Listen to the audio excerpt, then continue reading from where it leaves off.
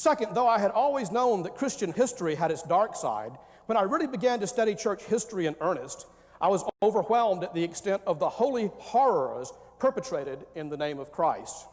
Even Christian historians such as Paul Johnson wax eloquent recounting the persecutions, pogroms, crusades, witch hunts, inquisitions, religious wars, etc., whereby countless people were burned, butchered, tortured, and imprisoned by God-fearing fanatics. In his recent bestseller, Hitler's Willing Executioners, Daniel Goldhagen traces the long, disgraceful history of Christian anti-Semitism. The hatred sown in Martin Luther's rabid anti-Jewish diatribes was reaped at Auschwitz.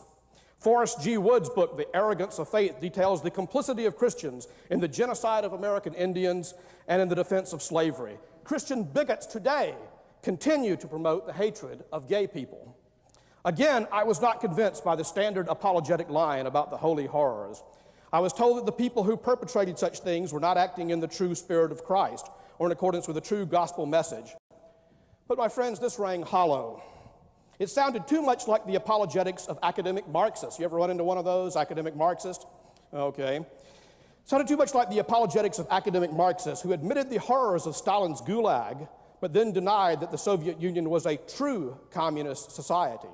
Surely, though, as Marx himself insisted, what matters is not abstract promises, but how a scheme works out in practice.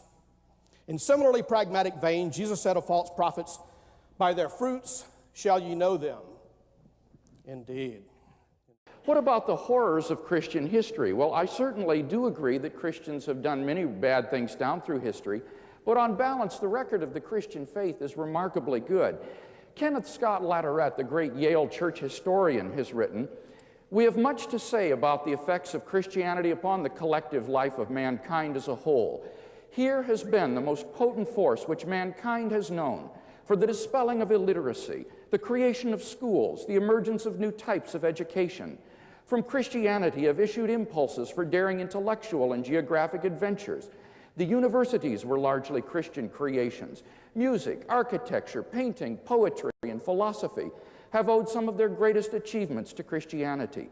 Democracy, as it was known in the 19th and 20th centuries, was in large part the outgrowth of Christian teaching. The abolition of slavery was due chiefly to Christianity. So too were the measures taken to protect the Indians against the exploitation of the whites.